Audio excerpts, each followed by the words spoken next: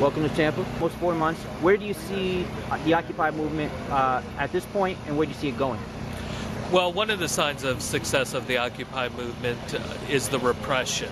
If it wasn't having a profound effect in terms of changing the national debate, drawing huge number of people into the movement, but especially setting itself up as very much an oppositional movement, it wouldn't have encountered what I would argue is coordinated political disinformation and state violence across the country. The police attacks really started happening, I think, they started happening in mid-November. What's important to think about at that point is it's where the Democratic Party, I think, was starting to realize that this wasn't a movement that they could co-opt, that they couldn't turn this into a left-wing Tea Party. There are parallels with the Tea Party and the Occupy Wall Street movement, but it is not going to be that electoral vehicle like the Republicans have found in the Tea Party. It's not going to play that role for the Democratic Party. But at this point, the attacks have undermined one of the fundamental successes of the Occupy movement. What the Occupy movement did, and no one really imagined this, is by occupying public space, you create miniature societies. You immediately have to take care of meeting people's daily needs on an ongoing basis, providing food, bedding, shelter, medical care, and then you have all the other aspects of society that grow up around that, for better and for worse. So you have education, arts, culture, you have sex, you have drugs, you even have issues of violence and policing. So you create these societies in miniature, but what were different about the occupations was it was non-commodified. So in other words, someone could come into these spaces and see you have just this incredibly rich exchange of ideas, of goods and services, but there's no money being exchanged. And this was a fundamentally radicalizing notion that people could immerse themselves in, that was in effect wondrous. And what it did is it undermined this ideology that has been dominant for the last 3 decades or so, neoliberalism, famously summed up by Margaret Thatcher: there is no alternative. Well, it showed there was an alternative, that we could have relationships that are not commodified.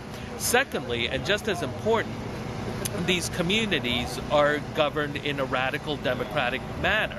So people could come in as themselves and engage in these miniature societies and feel that they had ownership insofar as that they were able to engage in the participatory process, that their voice counted no more, no less than anyone else's. And it really was an epiphany for, I think, tens if not hundreds of thousands of people across the country, because there have been ongoing or have been over 2,000 Occupy movements now in the United States in the last 3 months or so. So you have this genuine mass movement, but it was one that couldn't be co-opted, so that's why it was attacked. But with the end of most of the physical occupations, most of them have been repressed. I would, say that, well, the movement needs to figure out how to fight back harder, that we shouldn't just let them be repressed like this. But nonetheless, this is a reality we're confronted with now. Most of these movements have been repressed. So where do we go from here? I think there are a lot of great ideas going forward. There's the whole Occupy the Home movement, where I've talked to some of people who are involved in that, where they're like, look, this is not just a tactic. We're trying to rethink what is public space. People want to, in various cities, are talking about taking abandoned or unused buildings or land and turning them into community centers, turning them into community spaces. So I think that's a very important movement. The port shutdowns that happened on December 12th was also an important movement to have these coordinated actions going on from Long Beach to Vancouver with varying successes. To show that the movement could pull something off like this was really remarkable. But the movement still needs to figure out how is it going to recreate these occupations. Maybe they won't be in the same way, but it needs to do something that gives people a sense of that we are actually engaged in a project of creating a different society in both how it's lived and how it's governed, and that everyone is part of this process. That's what really inspired people and allowed the movement to grow explosively and just so dramatically in such a short-term period. And of course the weather right now is a major factor, but I have no doubt that the movement is going to come back strong. What shape it'll take, I'm not sure, but I'm also okay with that because, you know, I live in New York City and I was down at Zuccotti Park from the very first day. In fact, I was at the rally even before they got to Zuccotti Park, and I felt it was different, but I couldn't, and this was a movement that had tremendous potential, which is why I wrote that article just 1 week into it, The Revolution Begins at Home, and why I also set up the Occupied Wall Street Journal, because I felt there's something dramatic here that is really shaking the foundations of American power that could change history in a great way.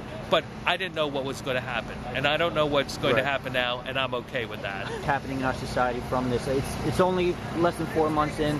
Do you still think, you talked about a peaceful shifting of the tides, do you still think that's possible through the occupation movement?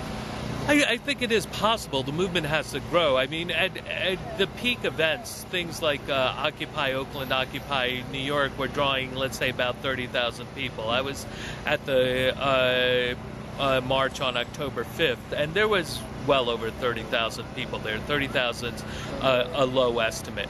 But that is still only 1% of what the protests in Egypt were bringing out. And what Egypt, though, really, what happened there was you essentially had a general strike, that labor was showing it had the power to shut down the economy.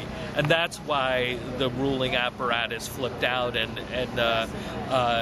essentially booted Mubarak and his family and their cronies.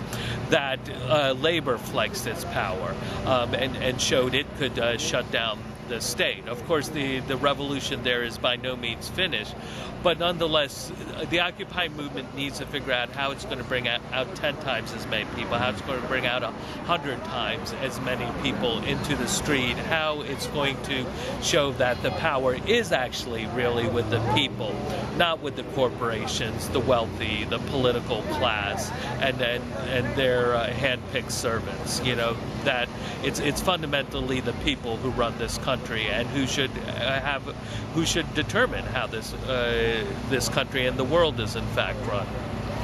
You talked about it in the past, the validity of this movement being that it's been so repressed. Naomi Wolf wrote not too long ago that there was a coordinated nationwide effort in this. Do you see that as truthful, that this was a serious threat to the status quo? Well, yes. I mean, you know, in terms of, I suspect there's a coordinated effort. There has been no definitive smoking gun, but it looks, from all the evidence, it looks pretty fishy. So let me, just make that clear. I think Naomi Wolf tends to engage in certain flights of rhetoric that outrun the logic or facts. But if I talked to Arun Gupta about this, and I think she made a very important point. That's like, if the movement was accepted by the state, it would show that it wasn't a success. It's in fact the repression that does show it is a threat to the state. The surprise is not that there has been the repression, it's that it took so long. That for just a beautiful couple of months, it completely caught the state off guard, and it didn't know how to react, and that the repression was just building the movement. That happened on at least 3 instances in New York City, where attacks on demonstrators, where mass arrests, with a threat to clear out Zuccotti Park on October 19th, all backfired and resulted in huge growths of the movement. But nonetheless, at this point, the repression has succeeded. I think in part because the numbers are still not there. That, if you had 10,000 people who are camping out in parks, it becomes much more difficult for the state to engage in any sort of repression. Arun Gupta, thank you.